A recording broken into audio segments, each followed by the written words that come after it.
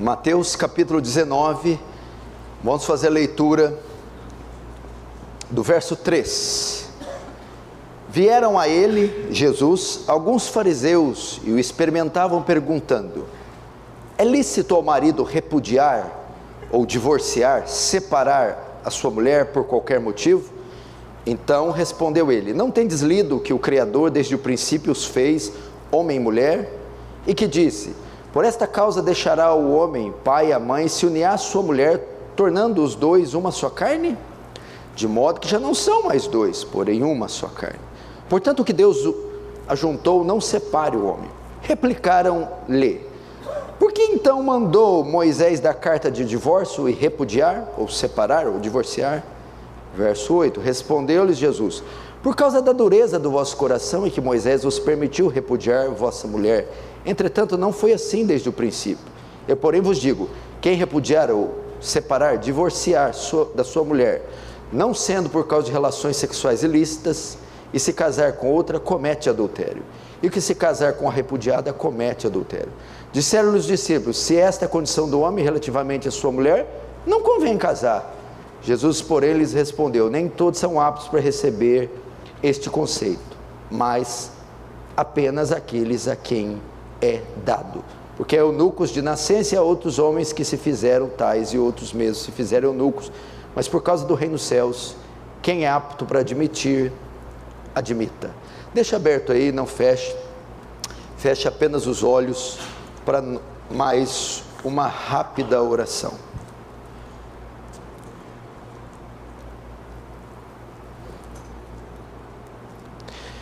Querido Deus, santo, poderoso, insofismável, inatingível, inalcançável, tremendo, excelso, maravilhoso, eterno, magnífico, glorioso, infinito, esplêndido, santo, justo, onipotente, onisciente, onipresente, grandioso, transcendente, inigualável. Diante de Ti, humildes, insignificantes, pequenos, desprezíveis, chegamos a Ti, e não fazemos isso por causa das nossas justiças, mas por causa das Suas muitas misericórdias, por causa da mediação do Seu Filho, porque estamos vestidos com a justiça dEle, não com a nossa. Senhor, somos tão carentes de graça, do amor, do perdão, do poder de Deus, que sem estes não prevaleceremos. Ajuda-nos, Senhor, ajuda-nos em tempo aceitável, brilha sobre a nossa escuridão, derrama e despeja da Sua graça gloriosa aqui essa noite, para que Teu reino avance, para que o Senhor receba glória para Si, e nos conforme à imagem do Seu Filho, em nome de Jesus, amém.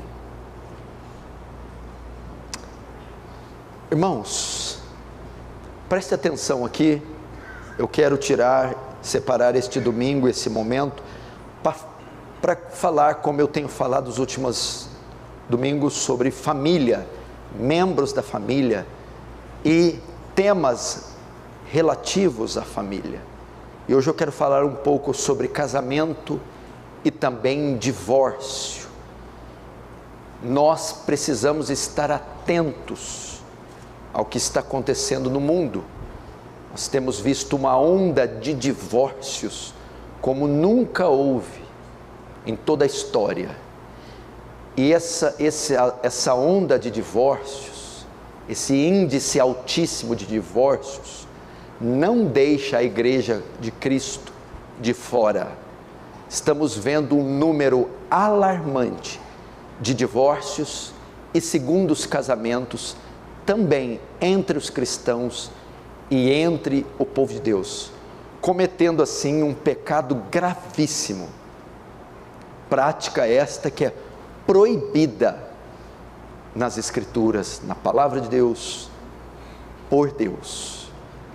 E pode ser que a palavra está sendo hoje enviada àqueles que precisam, tanto na transmissão, que vão me ouvir no Brasil, em todas as outras partes, como pessoas aqui, que possam estar passando algum tipo de crise, algum tipo de situação conjugal difícil e pensamentos de divórcio têm vindo à cabeça, têm vindo à mente.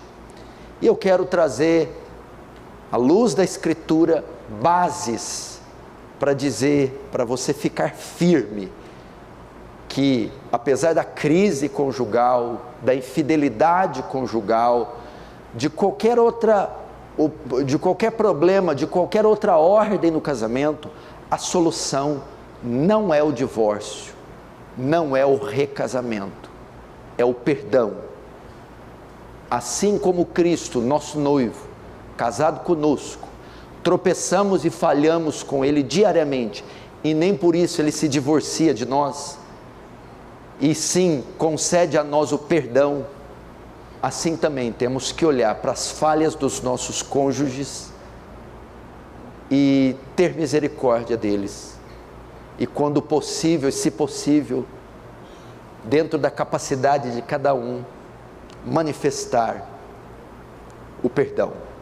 A revista Veja publicou que 1 em cada 3 casamentos nos últimos anos termina em divórcio. Em 1984 nós tivemos, no ano de 84, 94 mil divórcios. Em 2016 tivemos 344 mil divórcios. De 1984 a 2016, escute, os casamentos aumentaram 17% e o divórcio aumentou 269%. Ou seja, mais se separou nesse país do que se casou nas últimas décadas. Quais têm sido as causas de um índice tão alarmante como esse? Por que o divórcio cresceu tanto? Algumas pesquisas especialistas, eles, após muitas pesquisas, concluíram que algumas das causas são: primeira, casamentos feitos na adolescência, são a causa de ocorrer divórcio. Casamentos precipitados, onde um menino e uma menina, porque adolescentes é um termo que se usa para aquele que tem menos de 18 anos, ou até 18 anos. Quando estes, tomados por um sentimento que muitas vezes eles não sabem definir, nem controlar, resolvem concluir esse sentimento, ou resolvem fazer esse sentimento convergir no casamento, invariavelmente ele termina em divórcio, porque não houve estrutura, houve precipitação. Essa é uma das causas do divórcio. Você já deve conhecer esses garotos, principalmente esses que têm famílias que não são estruturadas, onde os filhos não prestam conta para os pais, e nem os pais querem contas dos filhos. Logo eles se envolvem com quem querem, se apaixonam, e ali 16, 17 anos eles se casam, precipitadamente. As pesquisas dizem que esses casamentos feitos na adolescência estão fadados ao divórcio. Segunda causa, o divórcio tem acontecido quando pessoas que já moram juntas se casam. Amaziados, amigados, união estável, pessoas que já moram juntas de anos, depois resolvem se casar, essas são propensas a se divorciarem, porque viveram no pecado da fornicação muitos anos. Terceiro fator que leva ao divórcio: casais casados há algum tempo sem filhos. São casais que, por não terem aquilo que os obriga a ficarem juntos, que seriam os filhos, são propensos a se divorciarem. Muitos casamentos que têm crise não resultam em divórcio, porque um dos cônjuges, ou os dois cônjuges, pensam nos filhos, e aí seguram. Já casais que têm crises, mas não têm filhos, não tem o que os prenda, isso leva também ao divórcio. Que mais? Filhos casados de pais separados. Por exemplo, filhos que têm pais separados e se casam, são propensos a se divorciarem, por causa do histórico familiar, vieram de uma casa, de um casamento misto, dividido. E por último, eles concluíram que uma das coisas que faz com que o divórcio aconteça é a falta de preparação para o casamento.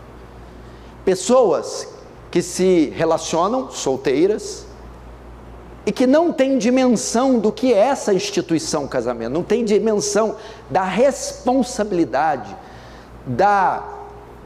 do quão delicado é o casamento, e ingressam nessa aventura sem a preparação, sem a noção da responsabilidade que é.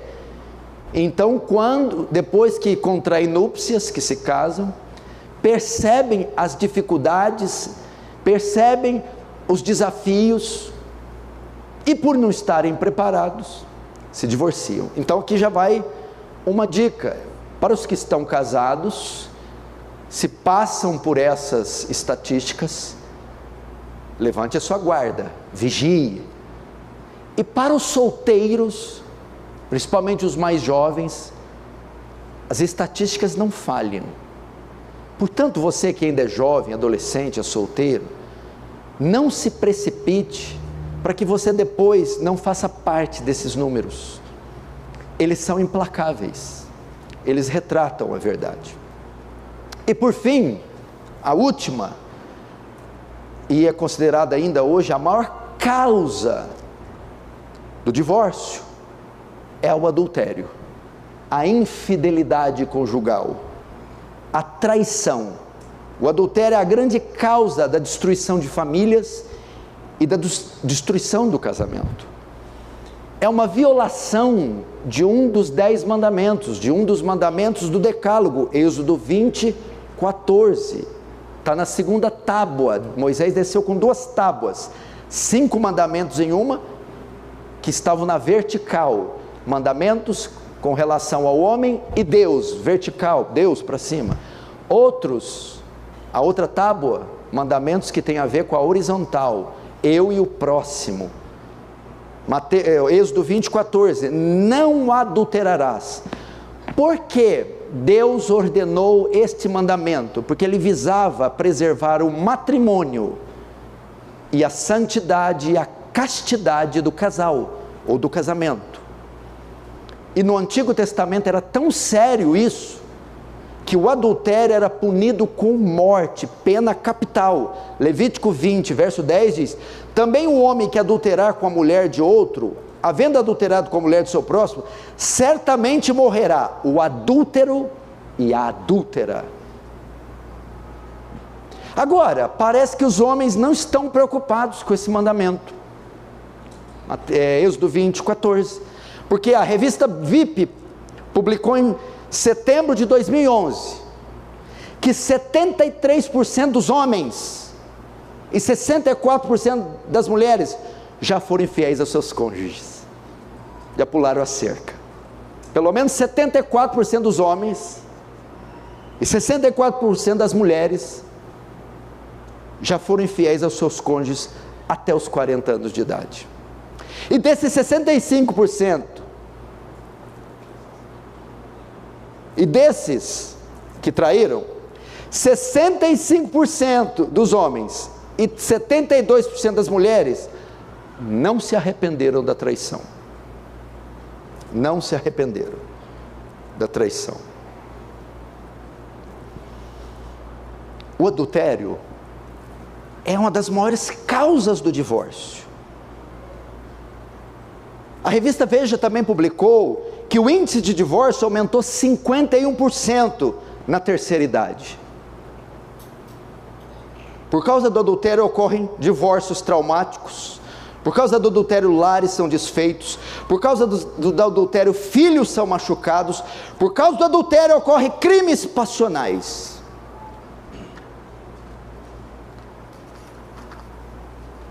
Veja as consequências do adultério. Veja. Primeiro, o adultério cega. Provérbios 6,32, o que adultera com a mulher é falto de entendimento, destrói a si mesmo quem assim procede. Só quem quer o próprio mal faz tal coisa. Davi, quando viu a mulher tomar banho, Batseba, ficou cego, quase derrubou o reino dele inteiro, e perdeu quase todos os seus filhos, por causa desse pecado. O filho de Batseba nasce doente e morre. Aminon estupra a irmã Tamar. Absalão, condoído da irmã, mata Aminon. Joabe mata Absalão. Foi um caos na casa de Davi. Que mais? O adultério é um caminho de morte. Provérbios 7:22. Ele, o adúltero, segue como um boi que vai ao matadouro, e como um louco ao castigo das prisões. Que mais? O adultério não ficará impune, traz o juízo de Deus. Provérbios 6:26 e 29. Por quê? Porque por causa de uma prostituta se chega a pedir um bocado de pão, e a adúltera anda à caça de alma preciosa. Porventura tomará alguém fogo no seu seio sem que suas vestes se queimem? Ou andará alguém sobre brasa sem que se queimem seus pés? Assim ficará o que entrar a mulher do seu próximo. Não será inocente aquele que a tocar. E por fim, como o próprio texto diz, é um caminho de morte. Provérbios 7:18 e 23. Venha! Vamos nos embriagar de carícias até o amanhecer, gozemos das delícias do amor. Olha que a adúltera está falando para o cara. Pois o meu marido não está em casa, partiu para uma longa viagem, levou uma bolsa cheia de prata e não voltará antes da lua cheia. E assim, com a sedução de palavras, persuadiu o homem, o atraiu com os seus lábios. Imediatamente ele a seguiu, como um boi levado pelo matadouro, ou como um cervo que vai cair no laço, até que uma flecha atravesse o fígado, ou como um pássaro que salta para dentro do alçapão, sem saber que isso lhe custará a vida. Essa é uma das maiores causas do divórcio. Então, no capítulo 19, Jesus vai tratar disso. Eu falei até agora de divórcio, o índice de divórcio, a causa do divórcio, as consequências do divórcio. E certa feita, os fariseus vieram até Jesus para experimentá-lo. O verso 3 diz: vieram alguns fariseus para experimentarem, perguntando: é lícito ao marido repudiar a sua mulher por qualquer motivo? Veja só, presta atenção. Havia na época de Jesus duas escolas rabínicas, a escola de Hillel e a escola de Shammai.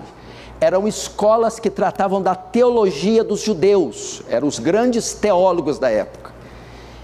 E estas duas escolas tinham posições sobre o divórcio e o segundo casamento. A escola de Hillel era mais liberal e dizia que se o homem visse alguma coisa que não fosse agradável na mulher, ele podia largar dela, conforme Deuteronômio capítulo 24, verso 1 a 4. Já a escola de Shammai dizia não, que somente por traição era permitido se divorciar e casar de novo.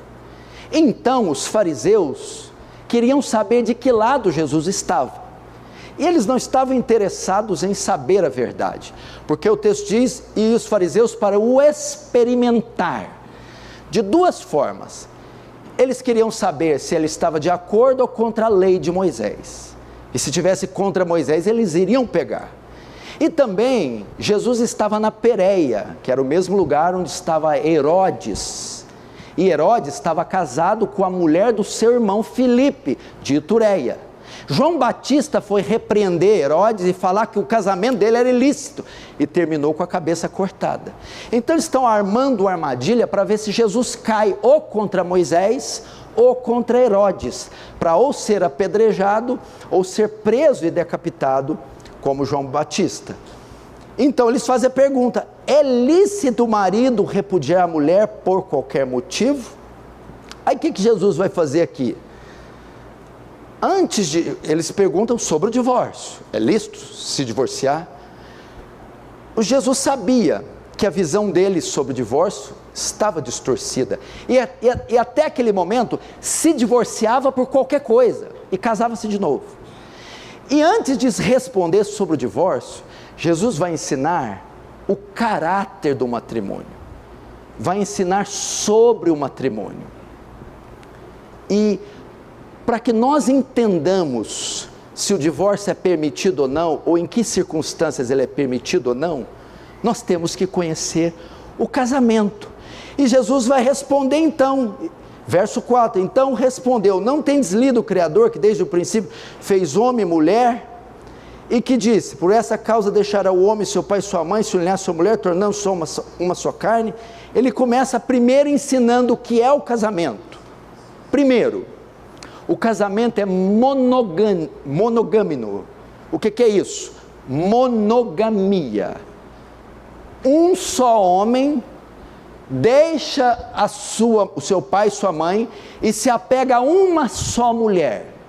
O casamento, segundo a Bíblia, é de um só homem com uma só mulher, contrariando a poligamia, onde um homem tinha muitas mulheres, ou uma mulher muitos homens. Então primeiro Jesus quer ensinar, casamento é entre um só homem e uma só mulher. Segundo, ele quer ensinar que o casamento também é heterossexual, porque ele não diz, deixará o homem, seu pai e sua mãe, e se ligará a outro homem. Deixará a mulher, o seu pai e sua mãe, e se ligará a outra mulher. Não. Para se configurar casamento, é só entre pessoas de sexos opostos. Pessoas que se unem com pessoas do mesmo sexo que se unem, não configura casamento. Essa relação não é reconhecida por Deus, não é aprovada por Deus. Então, quando mulher com mulher se unem, não é casamento. Quando homem e homem se unem, não é casamento. Casamento é quando um homem se une a uma mulher, ou uma mulher se une a um homem, mostrando o quê? Que o casamento é heterossexual, hétero, diferente, de sexos diferentes. O que mais? Verso 6, de modo que já não são dois, porém uma só carne. Aí ele vai ensinar também, antes de se responder sobre o divórcio, que o casamento é monossomático. Mono, soma, corpo. Monossoma, um só corpo. Casamento não é contrato que dois assinam para viverem em dois. Casamento é a união onde dois se tornam um, se fundem, se tornam uma só carne. Nesse sentido, o sexo só é permitido para aqueles que se tornaram uma só carne. Aí tem dois princípios. Primeiro, que o sexo antes do casamento é pecado de fornicação. Por isso que sexo entre solteiros, entre noivos, entre namorados é pecado, porque namorados, noivos e solteiros não são uma só carne, ainda são dois. De modo que se um viola o corpo do outro, se um tem atividade sexual com o outro, configura pecado de fornicação. Por quê? Porque não fizeram uma só carne. Então o sexo está restrito apenas àqueles que se uniram e se tornaram uma só carne. E quando homem e mulher se tornam uma só carne? Quando selam a união com o matrimônio, com o casamento. Primeiro princípio. O outro princípio é que se o sexo é proibido antes do casamento e o sexo é proibido fora do casamento. De modo que um homem casado, se tiver relações com outra mulher que não for sua esposa, comete adultério.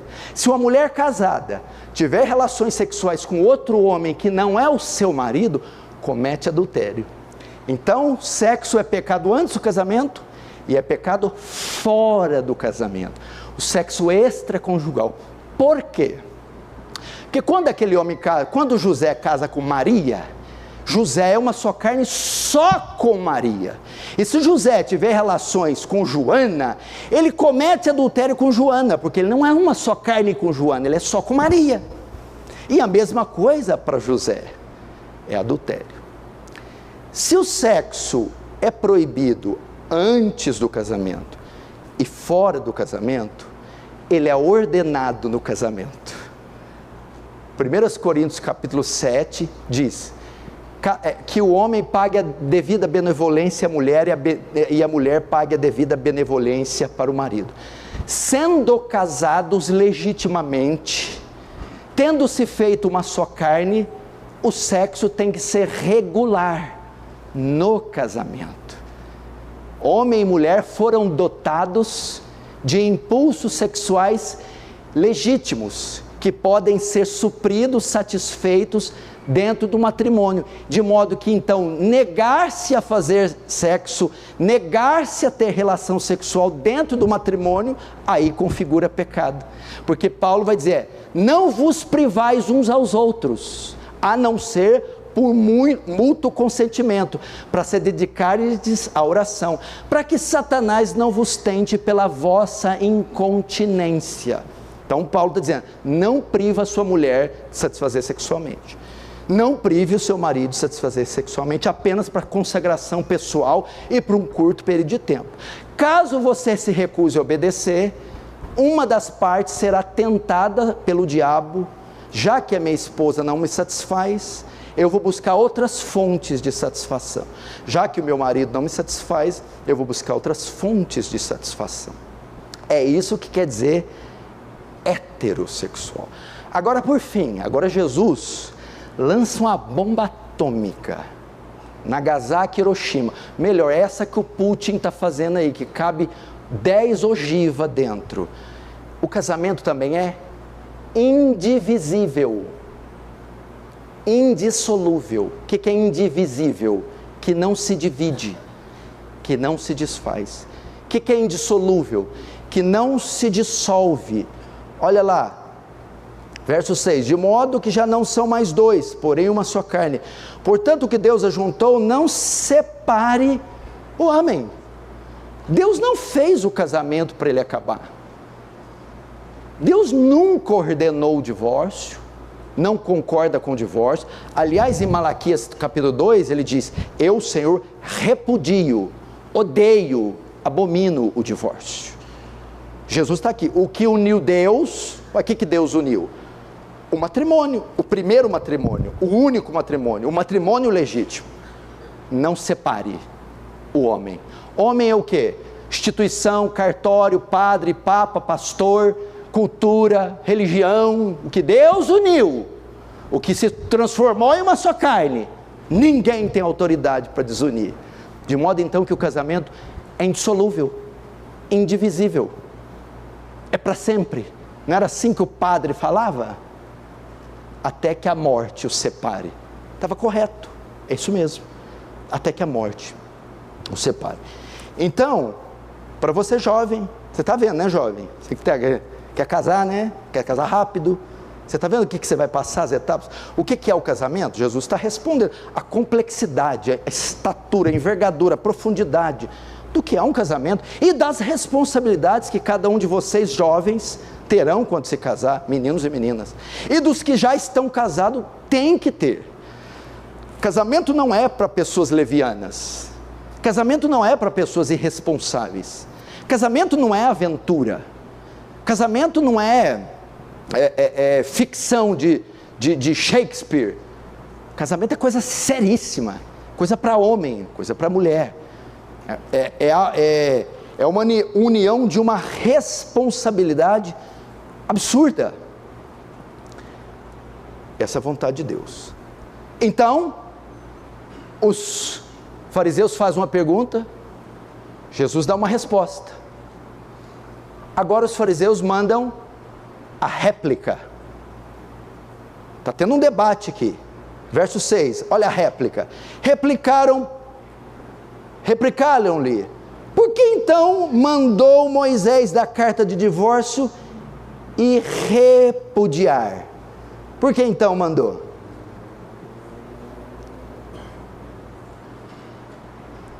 Veja só, os fariseus tentam pegar Jesus, falam assim, malandrinho, está falando que não tem divórcio, é só casamento, que Deus uniu o homem separa, então me explica, e Deuteronômio 24, de 1 a 4? Você está dizendo que o Deus uniu não separe, que é monossomático, monogâmico, que é hétero. Mas então por que Moisés permitiu? Essa foi a réplica deles. E essa é a réplica, o texto que muita gente usa. Eles estavam se referindo a Deuteronômio. Agora vamos ver a tréplica de Jesus. Verso 8. Respondeu Jesus: por causa da dureza do vosso coração é que Moisés permitiu repudiar a vossa mulher. Agora Jesus dá a tréplica. Não, Moisés não ordenou o divórcio. Não há uma regra na lei para divórcio. Não há um mandamento para divórcio. Moisés não ordenou, Moisés regulamentou o que já existia. O que acontecia? Por causa do pecado, que é o que Jesus diz, por causa da dureza do vosso coração, já estava tendo divórcio desenfreadamente entre o povo de Israel. Vem Moisés e regulamenta o que já existia, mas não ordena, nem aprova, nem abençoa, só coloca balizas, porque estava incontrolável. Essa é a ideia.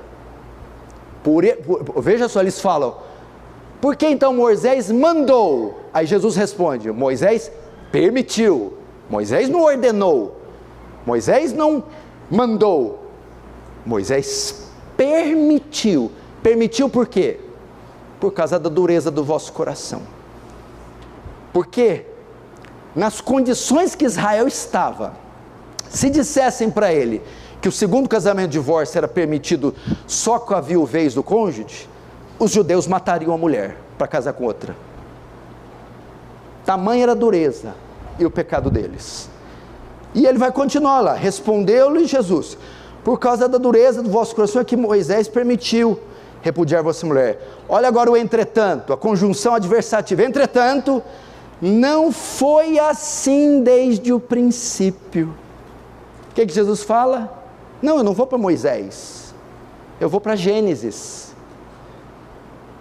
Vocês estão indo, você está requisitando Moisés, onde o pecado já tinha entrado, e o divórcio já está comendo solto. Entretanto, não foi assim antes. O que Jesus está dizendo? Ele está colocando lá para Gênesis: deixará o homem, seu pai e sua mulher, se unir a sua mãe, se unir à sua mulher, e se tornarão uma só carne. Ou seja, o que Jesus está dizendo? Nunca foi a vontade de Deus o divórcio e o segundo casamento. Deus nunca permitiu o divórcio nem o segundo casamento. Ele nunca estimulou o divórcio e o segundo casamento. Moisés deu essa carta só para conter, regulamentar o que já estava correndo solto. Então a primeira coisa para vocês aprenderem aqui: divorciar-se não é a vontade de Deus. Malaquias 2, ou 13 ou 16. Achei que conhecia 13 ou 16, ou 12. Malaquias capítulo 2. Eu, Senhor, odeio, repudio. 16. O divórcio. Então nós temos que aprender. Vamos lá. 2,16. Malaquias 2,16. Mais uma vez, eu vou prosseguir. Tem a cláusula, você está esperando ela, eu vou chegar nela. Calma, vou chegar nela. Não precisa chegar nela, não. Para quem é fiel, não precisa de cláusula. Eu não quero cláusula. Não quero cláusula. Quero viver com a Suzana 170 anos. Quero ser um Abraão, com a minha Sara. Está me vendo aí, né, Sara? Está lá com o bebê. Eu não sei se eu vou em Abraão, não, mas que essa aí passa Sara. Pai dela fez 100 anos em novembro. Come cada picanha dessa grossura, capina grama. Nunca vi esse homem tossir, nem espirrar. Não sei o que é aquilo. E ela tem a genética do pai. 13 anos que eu estou casado com ela, nunca foi no médico. Parece o Wolverine, vai regenerando. Negócio que eu nunca vi na vida. Pai, não tem cárie a mulher, não tem mau hálito. Ah, beleza. Genética, né? Questão de genética. Até perdi onde que eu estava mesmo. Se isso não for amor. Onde? Vixe. A cláusula, vou chegar nela, vou voltar nela, não preciso dela. Você precisa dela, Tiago? Acho que não. Você precisa, Maitê? Então, vamos lá. Então veja só, não é a vontade de Deus. Por que eu estou falando isso? Jovens, pensem bem onde estão colocando o seu pé. Prestem atenção nesse indivíduo, mocinha. É isso aí mesmo, menina? É isso aí mesmo? Não seja leviana de ser levada pelas emoções. Casamento é Casamento é coisa séria, menina. Esse garoto que você tem alguma intenção tem que preencher todos os requisitos de um homem bíblico, senão não se atreva. A mesma coisa para você, garoto. Olha como é que está o Brasil, as famílias, os casamentos, olha a ruína que é. Qual é a causa? Casamentos mal feitos, que terminam em crises, violência, abuso, traição e divórcio. Então pense bem, você vai escolher alguém, a primeira coisa que você tem que ver, tem que ser homem de Deus, tem que exalar Deus pelos poros, se não esquece. A mesma coisa para a mulher. Você tem que casar com um homem que vai olhar para você e vai falar assim, ó, você, menina, sempre vai ser a segunda na minha vida, porque o primeiro sempre será Deus. E a mesma coisa para o menino. Aí você está seguro, essa é a sua garantia. Eu casei com um homem que ama mais a Deus que a mim, eu casei com uma mulher que ama mais a Deus do que a mim. Pronto, esse é o primeiro ponto. Mas e a cláusula? Quer dizer que o senhor está dizendo que não há possibilidade de divórcio e segundo casamento, em hipótese alguma, não há nenhuma hipótese de haver divórcio e segundo casamento? É o que Jesus vai tratar agora, no difícil, polêmico, verso 9.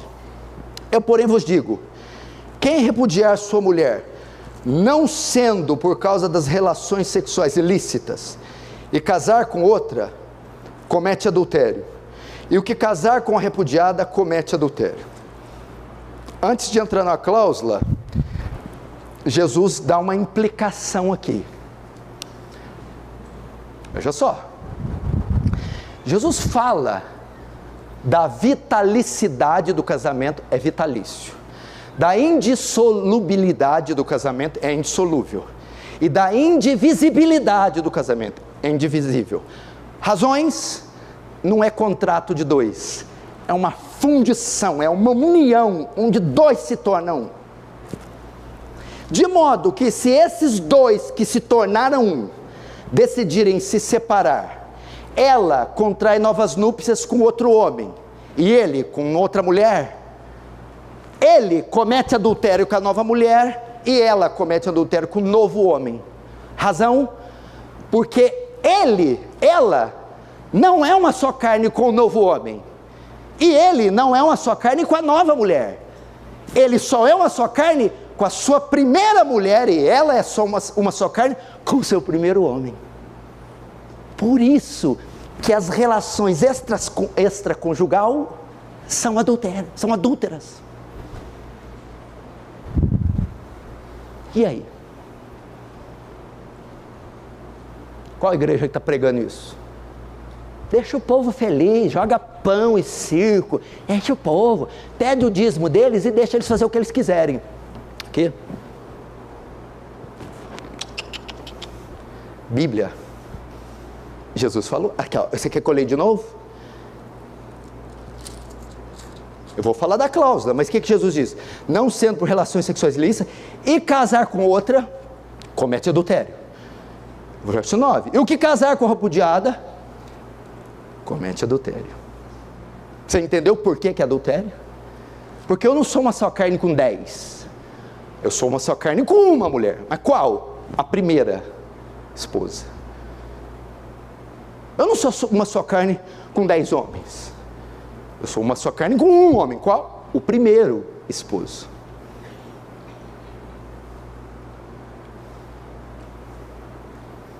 Está vendo como é que é sério? Por que o senhor está falando isso? Porque hoje, o marido tem chulé, a mulher quer largar. A mulher não cozinha bem, o marido quer largar. Ah, venceu, quero outra. Ficou velha, trocar de 40 por 2 de 20. Largar. É assim, se banalizou o casamento. O casamento não vale nada nesse país. Essa instituição está falida, fracassada. Qualquer crise, a menor que tem, larga, separa e casa de novo. Em Franca, 70%, 80% dos casamentos feitos terminam no segundo ano. Aqui, segundo, vale nada esse negócio de casamento. Para o povo é só um papel. O papel, rasga isso aí e faz outro. Jesus está fazendo o quê? Por que tem esse mandamento? Não adulterarás. O que é adulterar? É deixar o primeiro cônjuge para sair com outro, ou vice-versa. Por que tem esse mandamento? E por que Deus repudia o divórcio? Para preservar a família, para preservar o casamento, para preservar os filhos, para preservar a posteridade. É por isso que tem esses mandamentos. É para preservar o matrimônio, a família e os filhos. Porque quando há a traição e o divórcio, a família desaba e os filhos são os mais afetados e carregam traumas. A esposa traída, ou o marido traído, ou o filho que vê os pais separando, traumas para o resto da vida que muitas vezes não são solucionados. Entendeu? Por isso que tem isso aqui e é forte, perigoso. Mas Jesus cita uma cláusula. Eu porém vos digo, verso 9: quem repudiar a sua mulher, não sendo por causa de relações sexuais ilícitas, não sendo, ele falou uma cláusula, ou seja, não pode separar da mulher legítima, nem do marido legítimo, em hipótese alguma. Não pode casar de novo, ou a mulher, ou o marido, em hipótese alguma, a não ser em uma situação. Jesus parece colocar aqui. Quais? Relações sexuais ilícitas. A palavra grega aqui é porneia. Então há duas interpretações, duas escolas bem bíblicas que interpretam esse versículo dentro da teologia reformada.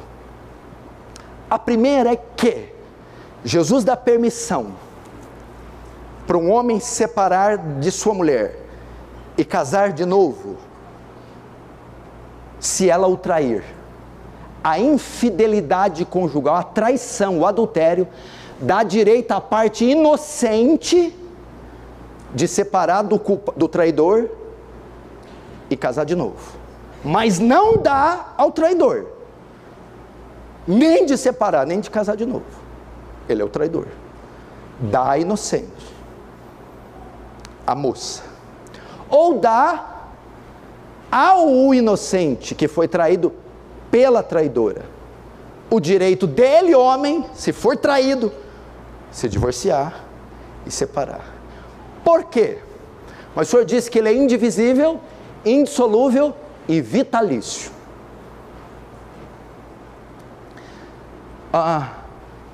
Algumas confissões de fé, alguns teólogos entendem que a infidelidade de uma das partes, a traição de uma das partes, o adultério de uma das partes, dissolve a relação.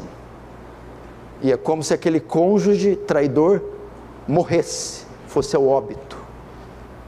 Então o adultério, a traição, dissolve, desfaz e deixa livre. Tanto que existem nessa linha de interpretação só dois motivos para separar e casar de novo: o adultério e o abandono. Marca o dedo aí que a gente vai voltar, vai para os 1 Coríntios 7. 1 Coríntios 7.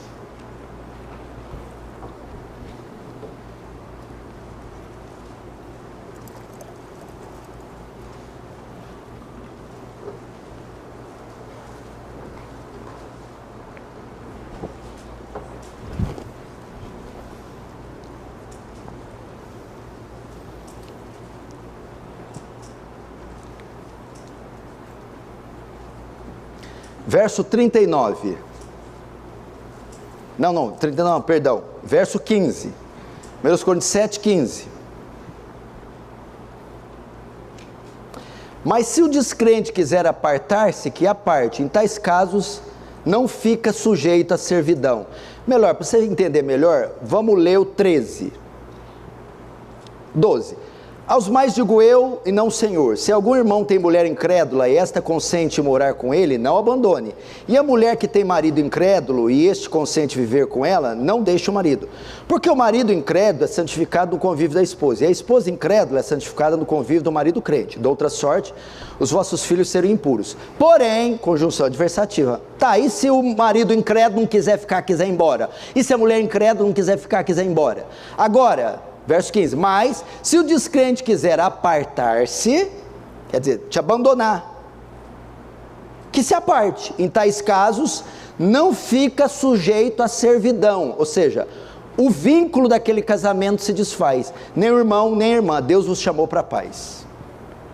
Então, nesse caso, por exemplo, tem um irmão crente casado com a irmã abandona ele, some.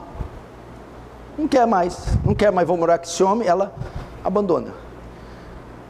Segundo algumas linhas, o crente homem abandonado tem direito de se casar pela segunda vez.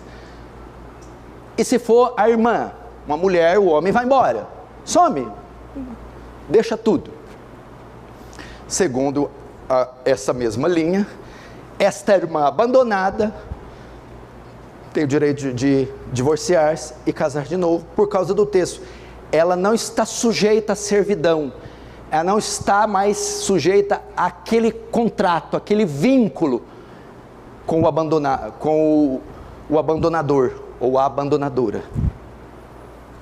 Então, algumas tradições reformadas entendem que essas são as únicas hipóteses de alguém se divorciar e casar de novo: infidelidade e abandono, mas somente a parte inocente, não a culpada, porque as partes culpadas continuam em adultério, segundo esta visão. Por quê? Porque estão com outras pessoas que não é seu cônjuge verdadeiro. Agora vamos voltar para Mateus.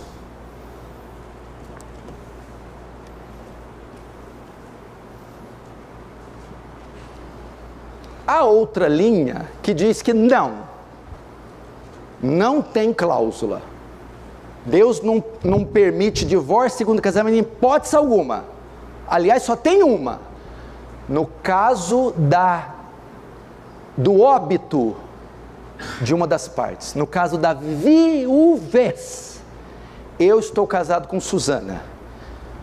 Eu só posso me casar pela segunda vez e separar dela se ela vir a falecer, porque a única coisa que desfaz esse vínculo entre eu e ela é a morte de um de nós, que é o que está em Romanos 7. Vamos lá para Romanos, guarda aí o dedo também que a gente vai voltar aí. Romanos 7.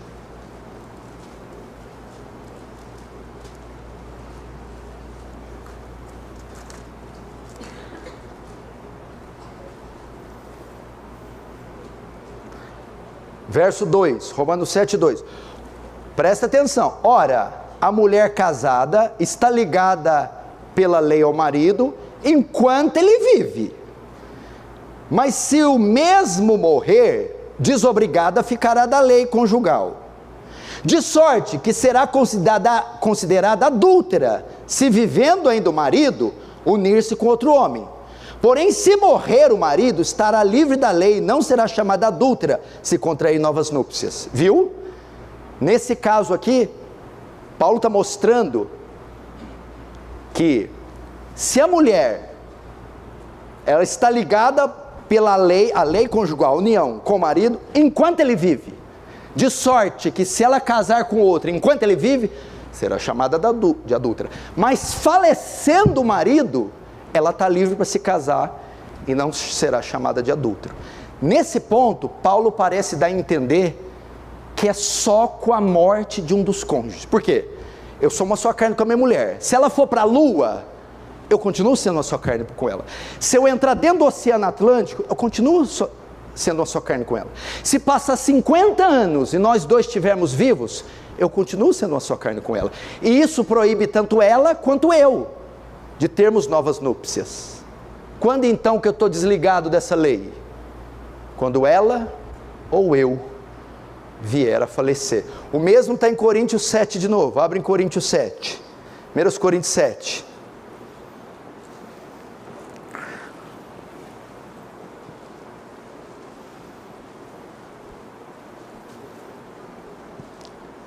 Meus Coríntios 7, verso 39. 1 Coríntios 7, 39. A mulher está ligada enquanto vive ao marido. Contudo, se falecer o marido, fica livre para casar com quem quiser, mas somente no Senhor. Até aí. Mesma coisa. Paulo faz eco com Paulo de Coríntios, faz eco com Paulo de Romanos.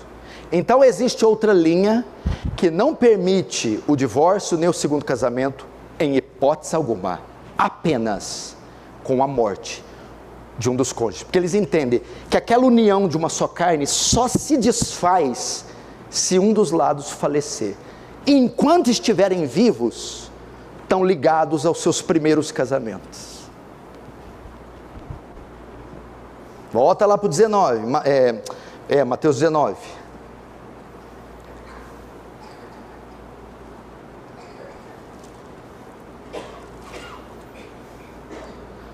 Continua aí, deixa aberto no verso 10 aí.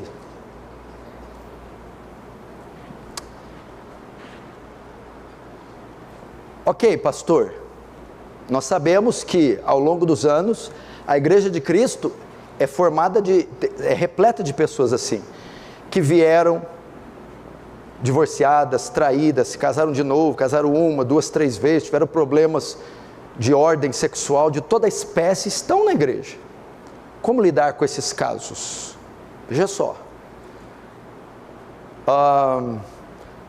Nós, como Igreja de Cristo, temos que fazer de tudo, primeiro, para ensinar para os nossos jovens esses princípios, da vitalicidade do casamento, e todos os casais que tiverem em crise, nós sempre optarmos pela união e nunca pelo divórcio, pelo perdão e nunca pela separação, orarmos juntos, irmos juntos, ficarmos juntos, para aquele casamento nunca se desfazer. Então, não é correto igrejas ou pastores apoiarem divórcios, apoiarem separações, mesmo com as cláusulas, e sim trabalharem sempre para o vínculo permanecer, porque Deus continua com a mesma opinião. Eu odeio o divórcio.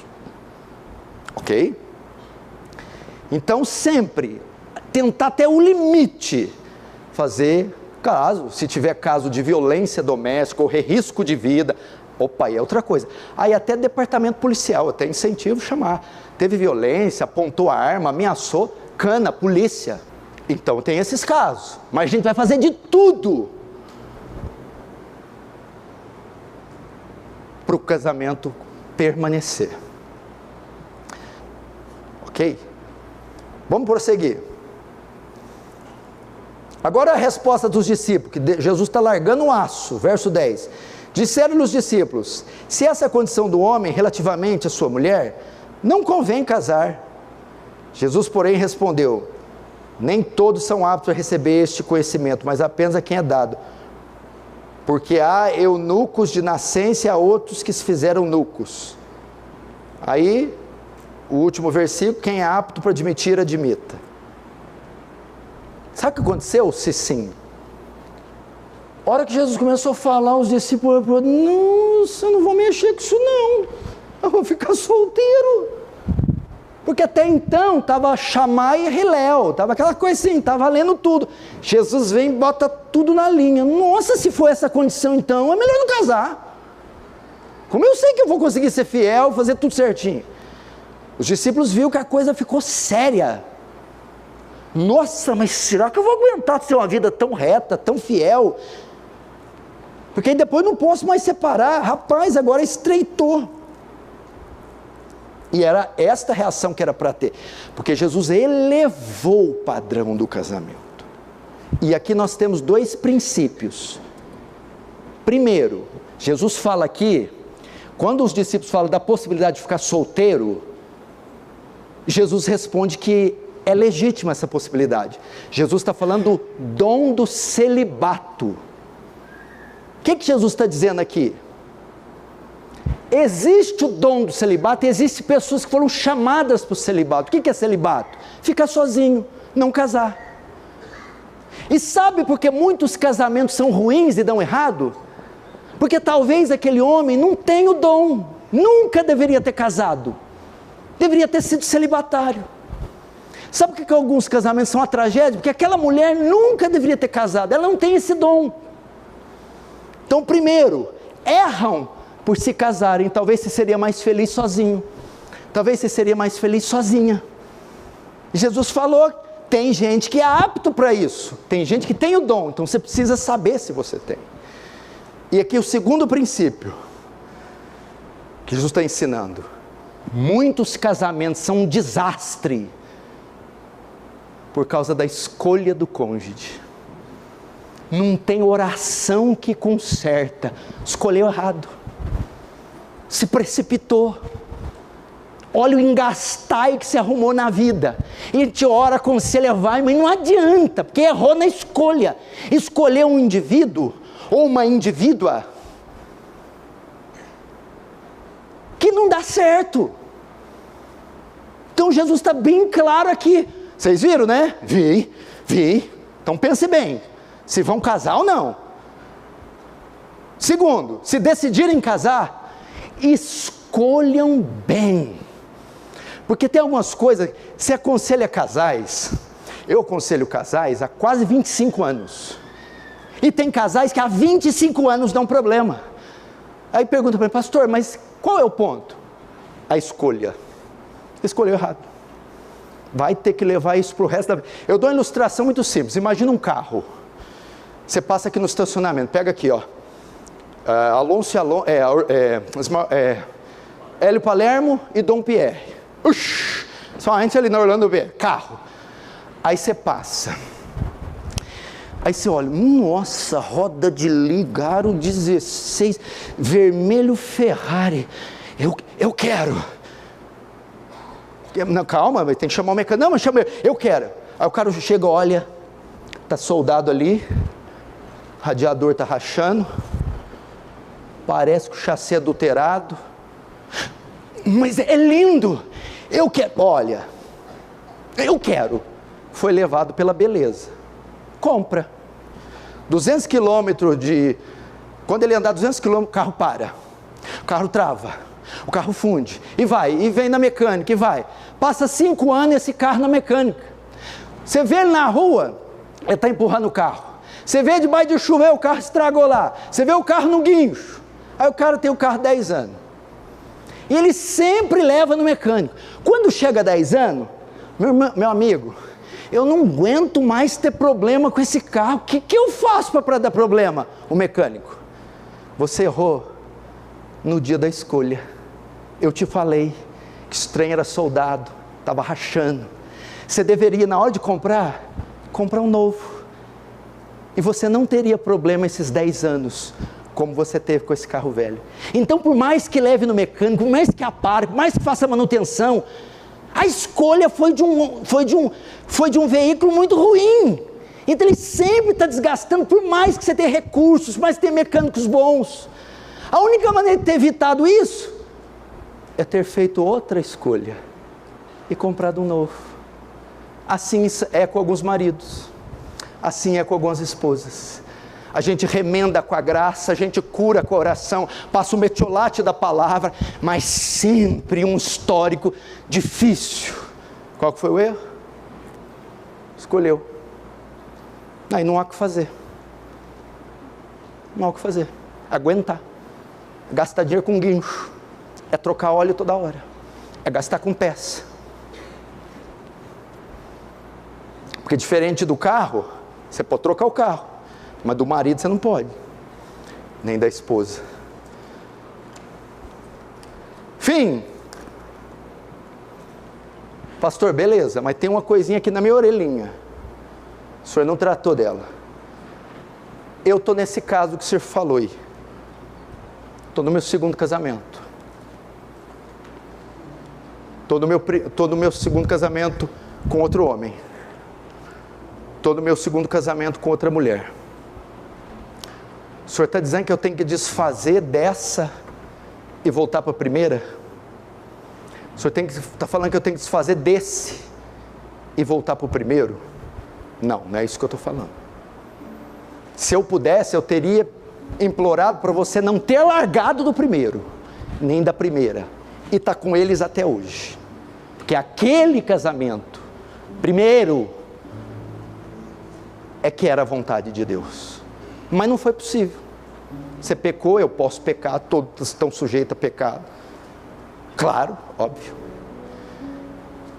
90% vai dizer, talvez se eu tivesse ouvido essa pregação lá, eu não teria separado, nem dele, nem dela.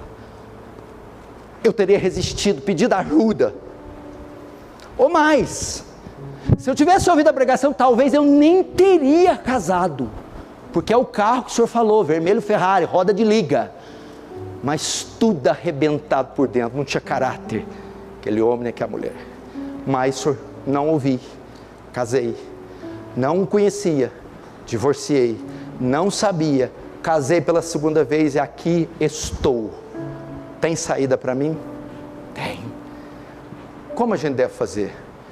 1 Coríntios 17, Atos 17, Paulo diz que Deus não leva em conta o tempo da ignorância. Vocês devem fazer o quê?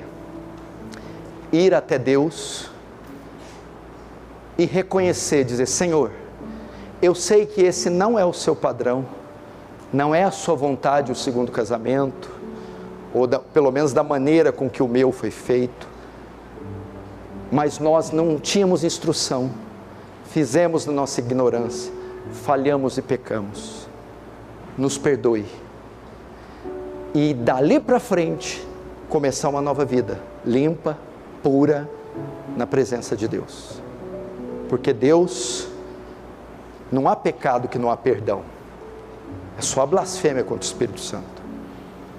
O que acontece é que a gente que casa pela segunda vez, vai conviver com as consequências, pensão de filha, processo em justiça, ciúme da ex com a outra, é a sequela que carrega. Mas o Senhor concede perdão para essas pessoas, arrependidas, que confessam que o fizeram na ignorância, que não sabiam o que estavam fazendo, e que pedem a Deus agora graça para viver uma vida pura com seus novos cônjuges daqui para frente, e que não ensinarão isso como modelo e padrão para ninguém, amigos, filhos, pais, famílias e irmãos. Para os casados que estão em crise, aguenta aí, saiu uma pesquisa que diz 70% das pessoas que decidiram separar e casar pela segunda vez são menos felizes com o segundo cônjuge do que com o primeiro. Então, segundo casamento, divórcio não é a solução. Pessoas que separam, mesmo depois de 10 anos, pesquisas dizem que filhos sofrem e carregam marcas, mesmo 10 anos depois do divórcio do pai ou da mãe. Então, para você que está em crise, segura, não faça isso. Para o jovem, agora você viu o que é casar, né? Pense muito bem, seja criterioso, não seja precipitado, não é brinquedo o casamento, é a instituição mais difícil que tem de administrar, o casamento. Que Deus guarde nossos filhos, que Deus guarde nossos casais, que Deus guarde nossas famílias, que Deus guarde os maridos, que Deus guarde as esposas de tanta tentação, de tanta dificuldade. Feche os olhos, curva a cabeça, vamos orar.